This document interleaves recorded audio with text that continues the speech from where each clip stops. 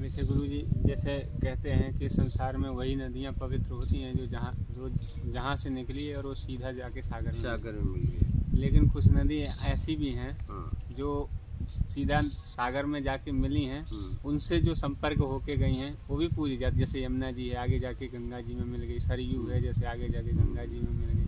ऐसी नदियाँ हैं जो महान नदियों में जाकर के हाँ उन्होंने तो वहाँ भी जहाँ मिलन होता है वहाँ का महत्व ज़्यादा हो जाता है। जहाँ संगम होता है, जिसे संगम कहते हैं। हाँ हाँ, संगम का महत्व ज़्यादा हो जाता है। हाँ, तो संगम का भी महत्व है और वो भी पूजनीय हो जाती है। हालांकि अब आप यमुना जी इलाहाबाद के आगे नहीं गई? इलाहाबाद के आगे यमुना जी नहीं। अच्छा, वहीं पे उनका वहीं पे संगम गंगा जी और वहीं गंगा जी में। अच्छा।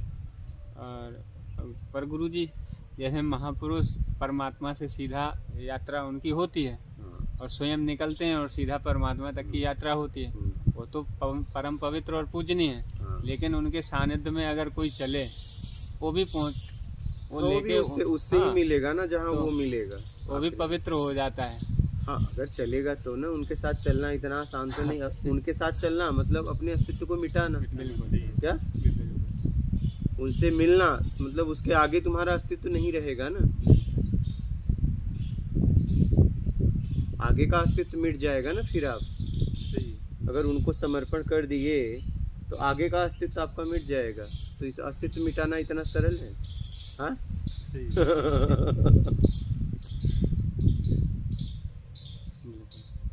अस्तित्व, बनाया हुआ अस्तित्व इतना हमने राग द्वेष छल कपट चोरी बेईमानी चापलूसी मक्कारी धूर्ता पाखंड क्या क्या मैंने किया, तब जाके एक नए अस्तित्व का तैयार किया। उसको मिटाना इतना आसान है? कितना हमने मेहनत किया उसके लिए। तो उसको मिटाना इतना आसान नहीं है।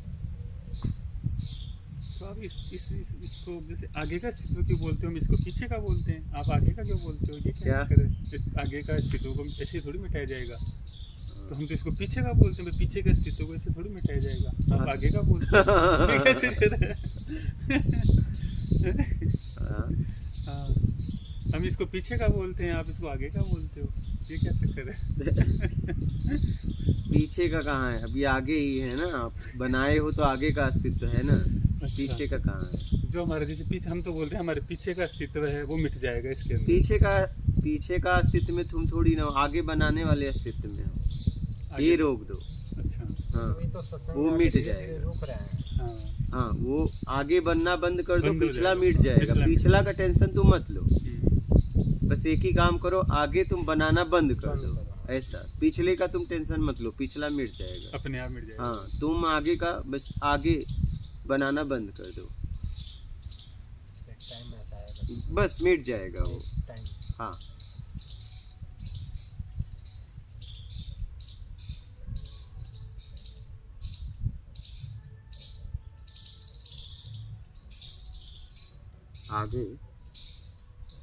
आगे बनाना बंद करो, बस पिछला मिट जाएगा ना।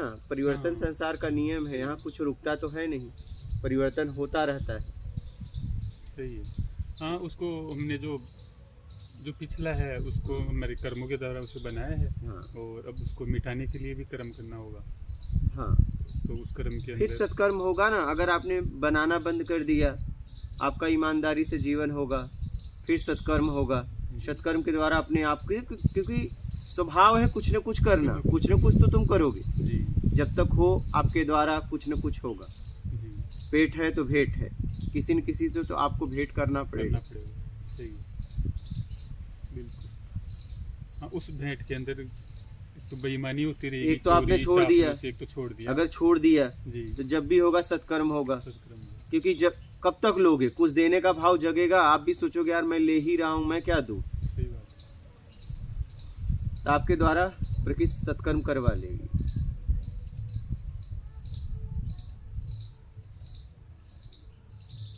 समझ रहे हैं जी। आप चाहो या ना चाहो, बस आप इतना पक्का कर लो कि बस अब कर्म करते हुए छल कपट चोरी बेईमानी चापलूसी मकारी धूर्ता पाखंड नहीं करूंगा। बड़ा छोटा बनने का त्याग कर दो, मान की इच्छा का त्याग कर दो। बस जीवन जियो, जीवन जीने के लिए कार्य करो।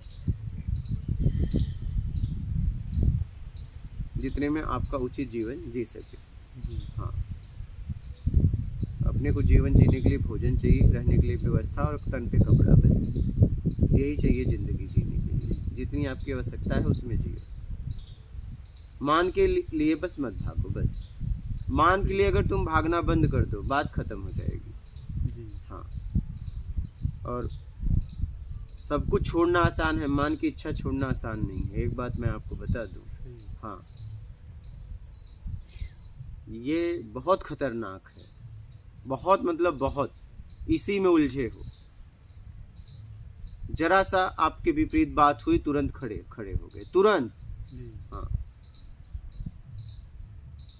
तब वहां कुछ नहीं देखते, सामने वाले की स्थिति नहीं देखते, परिस्थिति नहीं देखते, सब भूल जाते हो आप। जैसे ही मान का चक्कर आता है,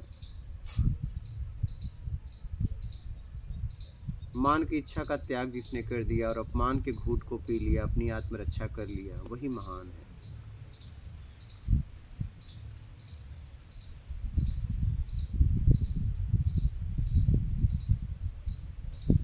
मान और स्वाभिमान, इनमें क्या अंतर है गुरु जी? मान मतलब हमें लोगों से बड़ा बनने के लिए मान चाहिए, बड़ा बनना, मैं इनसे श्रेष्ठ हूँ, मैं इनसे नीचे नहीं हूँ, तो ये मान की इच्छा है। और स्वाभिमान मतलब अपनी आत्मरक्षा करना, अपने आप को हर जगह रखना, पहले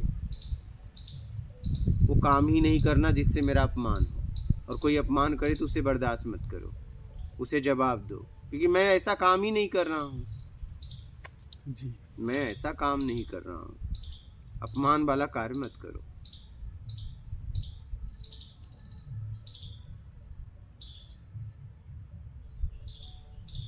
और हमने कोई पीछे अपमान वाला कार्य कर दिया तो फिर उस अपमान को सहन करो, उसका जवाब अब तो उसका जवाब मिलेगा तो उसका बर्दाश्त करो, क्योंकि उसको किया है। हाँ। हाँ, अगर जवाब देंगे उसको तो वापस दोबारा फिर से वो, बन जाएगा हिसाब, वो और बढ़ गया। और बन जाएगा। हाँ,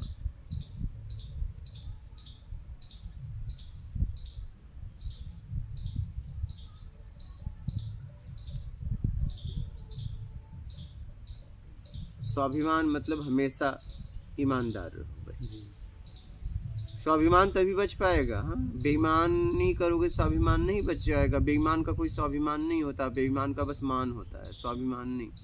स्वाभिमान ईमानदार का ही होता है।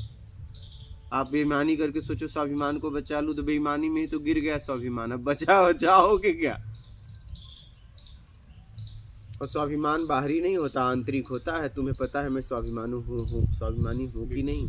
हाँ, आंतरिक होता है, बाहरी नहीं। बाहरी तो आप किसी के लिए कुछ करो, खिलाओ पिलाओ, कहेंगे वाह वाह वाह, नहीं करोगे तो कहेंगे ना ना ना, हाँ बेकार आदमी है। खिलाओ पिलाओगे कहेंगे वाह क्या आदमी है। समझ रहे हो?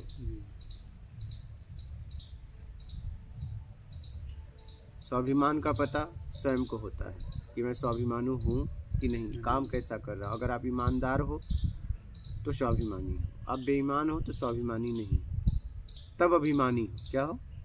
अभिमानी। क्योंकि बेईमानी से जो हासिल किया उसका धन दौलत नाम शोहरत पैसा का एक रुतबा बना के रखोगे, लेकिन वो अभिमान है कि मैं कुछ हूँ, लेकिन वो मिट जाएगा एक न एक दिन। लेकिन स्वाभिमान नहीं मिटेगा, क्योंकि स्वाभिमान में तुम होते हो। क्या? स्वाभिमान में तुम होते हो, बनाया हुआ अस्तित्व नहीं रहता कि मिट जाएगा, उसमें तुम होते हो स्वाभिमान में। इसलिए मैं कहता हूँ कई बार कि स्वाभिमान की रक्षा करते रहना, आत्मरक्षा करते रहना, कभी भी अपने आप को वहाँ मत, लालच में मत गिराना। कई बार मैंने बोला, अभी भी बोल रहा हूँ, कभी भी उन वस्तुओं के लिए अपनी आत्मा को बेचना मत, नहीं बिकना मत। एक बार बिक गए ना तो अपने उठाने में बहुत समय लगेगा। पहाड़ चढ़ने में देखो कितनी मेहनत लगती है, लेकिन उतरते वक्त जरा सा भी मतलब देखो खुशी होती है, नहीं? तो कहने का मतलब है अपने आप को उठाने में समय लगता है, गिराने में क्षणिक लगता है। तो सोच समझ के ईमानदारी से जीना स्वाभिमान है। बेईमानी से जीना अभिमान है। अब देख लो, आपको अभिमान में जीना है, स्वाभिमान में जीना है। आत्मरक्षा करना है कि बस बाहरी रक्षा करना है? क्या? हाँ, ऐसा काम करो कि शरीर की भी रक्षा हो और आत्मरक्षा। आत्मरक्षा पहले, क्या? जी। हाँ, पहले आत्मरक्षा, फिर शरीर रक्षा। सब शरीर की रक्षा करने में लगे हुए तो वही हैं। तो रक्षा पर तो कोई ध्यान ही नहीं देता है। वही तो, पहले आत्मरक्षा। कुछ करने से पहले देख लो जी। इसमें आत्मरक्षा है या नहीं। जी। पता चला शरीर अच्छा है लेकिन आत्मरक्षा नहीं है, तो कोई मतलब नहीं है, फिर आप गिर ही रहो। जी। इसलिए सोच समझ के यात्रा करो। बात समझ रहे हो महाराज? जी। सोच समझ के जीवन जियो। चापलूसी छोड़ दो, मक्कारी छोड़ दो, छल कपट चोरी बेईमानी चापलूसी मक्कारी धूर्तता पाखंड छोड़ दो और अपने आप को समझो। ईमानदारी से जीवन जियो। ईमानदारी तप है। क्या है? तप, तपस्या। ईमानदारी वो तपस्या है जो आपको आपसे मिलाती है।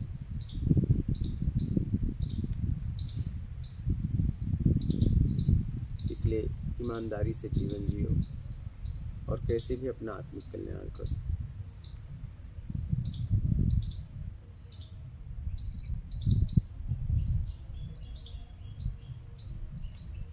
ईमानदारी इतना आसान नहीं है, क्योंकि आसान तो एकदम सरल है, लेकिन बेईमानी हमने इतना कर लिया कि अब बेईमानी आसान लगती है, ईमानदारी जटिल। मूल तो स्वभाव आपका ईमानदारी का है, लेकिन अब आपने इतना बेईमानी कर ली कि अब लगता है बेईमानी बहुत सरल है। और सबसे सरल ईमानदारी है, अपने आप होती है। बेईमानी आपको करनी पड़ती है, उसमें कितनी प्लानिंग, कितने लोगों को विश्वसनीय बनाना पड़ता है, भाई मेरी बात बताना मत है, कितने लोगों को मनाना पड़ता है, क्योंकि बेईमानी एक में तो होगी नहीं, दो में होती है।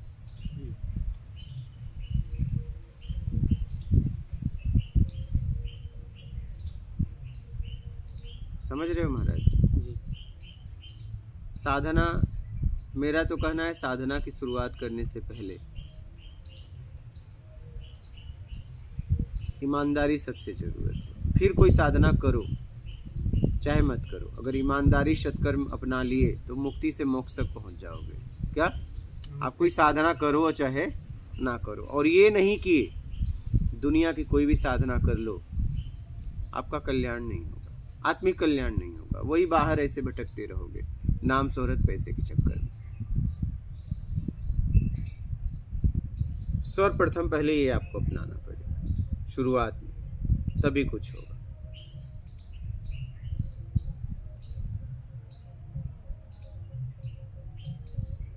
बात समझ रहे हो?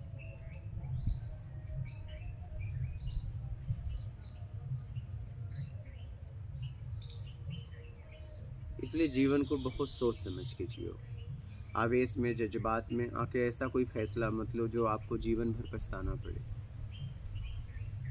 क्योंकि आपके पास समझ है, विवेक है, समझने की क्षमता है, बुद्धि है। बहुत लोग ऐसे संसार में है, मंदबुद्धि है, पागल है, समझते नहीं है। मेरा अनुभव है कि जो लोग इस संसार में अध्यात्म को समझते हैं वो सौभाग्यशाली है, और जो न समझने के बाद नहीं चलते वो दुनिया के सबसे दुर्भाग्यशाली व्यक्ति हैं। क्या? हाँ, बस शब्द लेके ढो रहे हैं, लेकिन जीवन में उतार नहीं रहे हैं, आचरण में उतार नहीं रहे हैं, कर वही रहे हैं, बस शब्दों का उन्हें ज्ञान हो गया है, लेकिन उसमें जीते नहीं। और कई साल बाद कहते हैं कि मैं इतने साल से अध्यात्म में हूँ लेकिन कुछ हुआ नहीं, कुछ ईमानदारी अपनाई, वो तो नहीं हो पा रहा है। अब बताओ, जब वो ही नहीं हो पाएगा तो शुरुआत ही अभी नहीं हुई।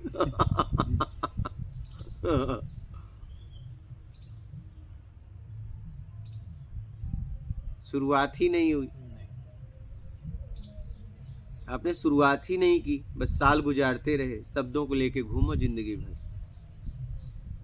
सर्वप्रथम पहले आपको ईमानदारी अपनानी पड़ेगी, तभी कुछ होगा। और ये नहीं अपनाए कुछ भी नहीं होगा, ऐसे घूमते रहो अध्यात्म के नाम पे।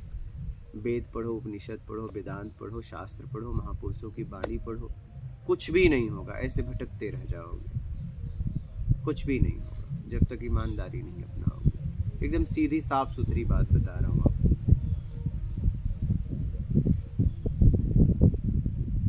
तो सर्वप्रथम पहले जीवन में इसको अपनाओ, क्या, और फिर सत्कर्म में लगो, फिर कोई साधना करो, फिर अपने आप को समझने लगोगे। यही एकदम सरल रास्ता है। अच्छा, किसी भी कहीं से आ जाओगे, आना आपको यही पड़ेगा, शुरुआत आपको यहीं से करनी पड़ेगी, चाहे अभी करो चाहे कई साल बाद करो, वो आपके ऊपर है। नहीं, हाँ, ये बिना किए नहीं होगा, ये पक्की बात है। अब देख लो आपको क्या करना है, समझ रहे हैं? जी। बोलिए महाराज।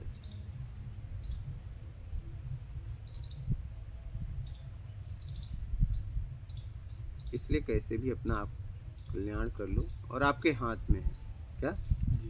कल्याण करना या ना करना आप ही के हाथ में है। आप सोचो नहीं कोई मेरा कर देगा, नहीं।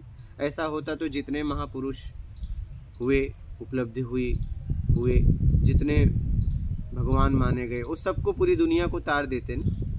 नहीं, उनके साथ थे, वो सबको नहीं तार पाए, सबको सत्संग सुनाए, और उसमें एकाक ने प्रयास किया तो पहुंचा।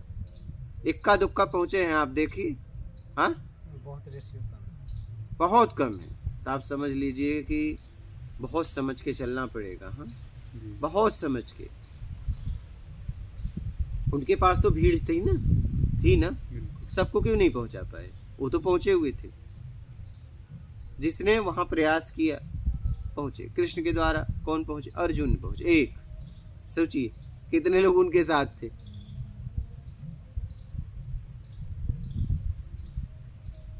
द्रौपदी को तो उन्होंने वचन दिया था, जो मांगोगे वो दूंगी, नहीं?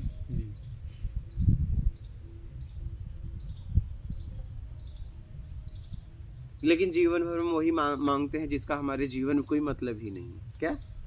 हाँ, वैसे मिल जाता। हम बेमतलब का मांगते हैं, काम करते हैं, मिल जाता वो।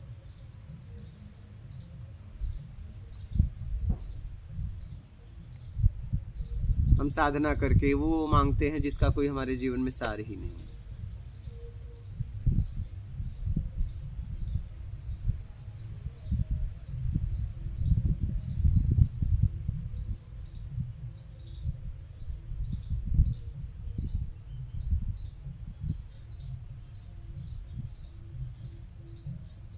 ईमानदारी अपना लो, इतना करो जीवन में पूरी तरह। हाँ, परसेंटेज में मत अपनाना कि कुछ अपनाया हूँ कुछ अभी बाकी है, नहीं, तो आप बेईमान ही हो।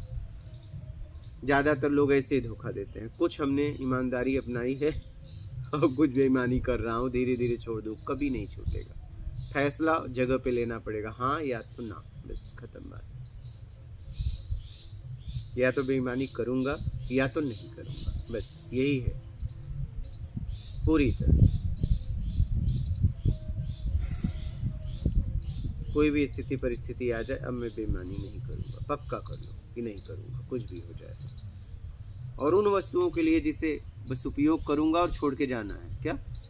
हाँ।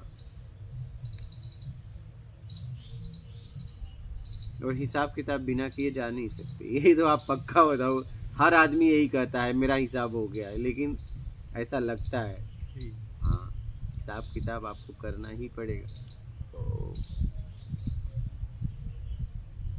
हम नहीं करेंगे तो वो कर लेंगे, अपने आप कर लेंगे, वो प्रकृति करवा लेगी, आपके बस में है, नहीं करोगे। नहीं हो सकता, वो प्रकृति करवा लेगी कैसे भी, किसी के बस में नहीं है। लेकिन वो हम समर्पण तो कर सकते हैं ना, हमारे हाथ में समर्पण है कि करवा लो जो आप। तो ये अगर समर्पण है तो ये हम कैसे फैसला कर, किस बेस पे कर रहे हैं कि मेरा हिसाब किताब नहीं है? भाई हिसाब किताब जो है हम आगे नहीं बना रहे हैं, पिछला पड़ा है। हाँ, हम ये के लिए यही बोला जा सकता है कि आप करवा लो, मैंने हाँ, समर्पण लेकिन कर दिया, हम बस हाँ मेरा। समर्पण कर दिया, ठीक है, आप करवा लो, लेकिन हम ये नहीं कह सकते, ये नहीं कह सकते कि मेरा हिसाब किताब खत्म हो गया। नहीं, ये नहीं कह हाँ, सकते, ये नहीं कह सकते, क्योंकि मुझे पता ही नहीं, पता नहीं है, नहीं आगे मैं बनाना बंद किया, इतना मुझे पता है, ये मैं पता कर सकता हूँ। तो समर्पण का मतलब आगे मत बनाओ, तब समर्पण हो। हाँ, तब समर्पण हो। लेकिन अभी भी अपने तरीके से चाहिए और एक तरफ समर्पण का भी नाटक, तो ये नाटक हो गया, ये भी नहीं चलेगा। जी एक तरफ अपने तरीके से चाहिए भी जी और एक तरफ समर्पण भी, ये दोनों बातें नहीं हो सकती है। समर्पण हो गया तो तरीका खत्म हो गया। जी। हाँ, ये गलतियां हम यहीं पे कर देते हैं। हम एक तरफ जो बोलते थे कि समर्पण है, अब अपने मर्जी से कर देते हैं, गलतियां यहीं पे होती हैं, हाँ, पता वही। नहीं कर पाता। वही। तो लास्ट में जब हिसाब किताब मांगा जाता है तो हम ये कहते हैं कि हमने तो भाई समर्पण कर दिया। वही।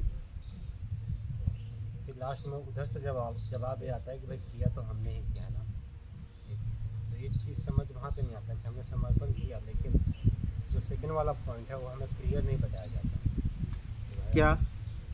जैसे यहाँ पे क्लियर हो गया कि भाई समर्पण का मतलब क्या, हम हमारे तरफ से कोई चीज़ नहीं होनी चाहिए, बस। हाँ, तो वो चीज़ें क्लियर नहीं हो पाता यहाँ पे। हाँ। अब क्लियर हुआ, पहले नहीं समर्पण का मतलब फिर अब मुझे मेरे तरीके से नहीं चाहिए। नहीं चाहिए। हाँ, ये चीज़ें हाँ, क्लियर। ऐसा है कि जब मेरे पास आएगा, मैंने पानी मांगा तो कोई गटर का पानी दे, अब मुझे नहीं पीना है क्योंकि मुझे पता है ये मेरे स्वास्थ्य को खराब कर देगा। ठीक, अपने तरीके से नहीं चाहिए, लेकिन वो भी नहीं चाहिए जिससे मुझे तकलीफ हो। मेरी बात समझ रहे हैं? सही। हाँ, इसका भी ध्यान रखना है। और उसके लिए तो मना करना होगा ना। हाँ, कि भाई हम नहीं हम नहीं लेंगे, लेंगे। हम नहीं लेंगे। ठीक है, आपके पास शुद्ध जल नहीं है तो हम उसकी खोज मैं कर लूंगा। जी क्या? जी आपके पास जो था आप लाए, लेकिन मेरे शरीर के लिए ये उपयोगी नहीं है, इससे मेरी प्यास नहीं बुझेगी, मैं खोज लूंगा। बस, उसे कुछ कहना भी नहीं जी कि उसके पास जो था वो लेके आया। समझिएगा, सही है। हाँ, उसके पास अपनी वही समझ से जो था उसके पास, जो उसकी शक्ति थी, सामर्थ्य थी, वो लेके आया। आपने भोजन मांगा, उसने लाया, आपके शरीर के लिए लाभदायक नहीं है तो मत करिए, लेकिन आप उसे दोषी मत दीजिए। जो उसके पास था लेके आया, बात खत्म। सही है। कोई भोजन बनाया, आप उसे ग्रहण करिए, अगर आपके हित में नहीं है छोड़ दीजिए, लेकिन उसे दोषी मत दीजिए। आप जाइए रसोई घर में भोजन पका लीजिए, चाहे आपके घर में आपकी स्त्री क्यों ना पकाई। मेरी बात समझ रहे हैं? हाँ, उसे तरीका मत बताइए। हाँ, उसमें कमी निकालने का बस हमारा वही। अधिकार नहीं है, वो कमी बताने का अधिकार बस।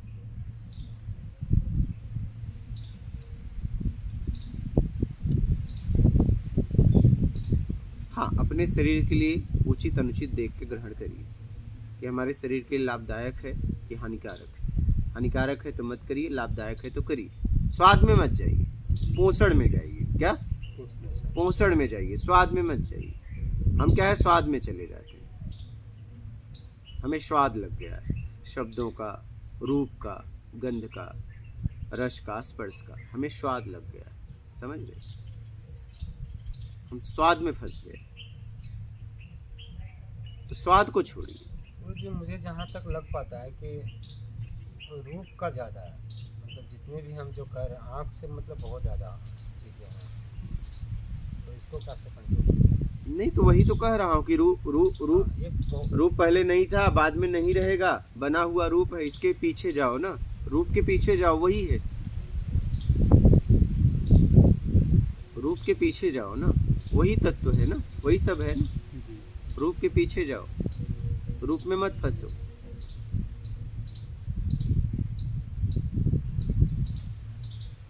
आप अपना काम देखो, काम हो रहा है कि नहीं।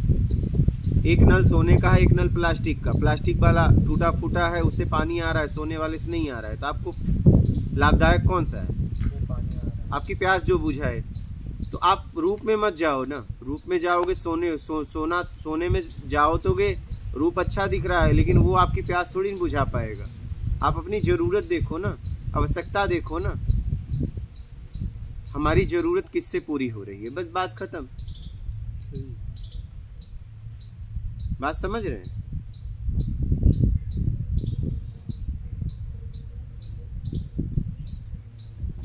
आप अपनी जरूरत देखो, आवश्यकता देखो।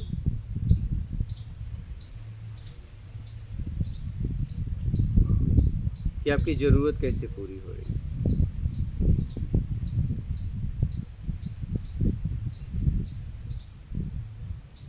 अपनी जरूरत पूरी करो। क्या है, जीवन जीने के लिए जरूरत ही तो है। हाँ, क्योंकि इच्छाओं का तो अंत नहीं है, जरूरत पूरी करी जा सकती है। इच्छाओं का इसलिए अंत नहीं है, अपने योग्यता से ज्यादा इच्छाएं पैदा कर दी है ना, बात ये है। इसलिए फंस अगर आप अपनी योग्यता के अनुसार अगर इच्छा पैदा करते तब तो आप फंसते ही नहीं। सही है। आप हमेशा जरूरत से ज्यादा, योग्यता से ज्यादा पाने के चक्कर में फंसे हो। बात समझ रहे हो? आप इच्छा तो बनाते हो, अपनी योग्यता नहीं देखते और अपनी जरूरत नहीं देखते कि आपको जरूरत है कि नहीं। मान के लिए आप इच्छा बना लेते हो, सम्मान के लिए इच्छा बना लेते हो, समझ रहे हो? उसमें फंस जाते हो।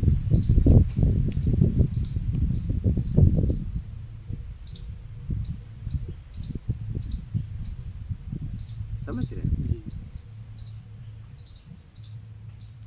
इसलिए जीवन में सोच समझ के फैसला लो और सोच समझ के आगे बढ़ो। ठीक है, और कोई प्रश्न है? ठीक, मात नर्मदा। नर्मदा।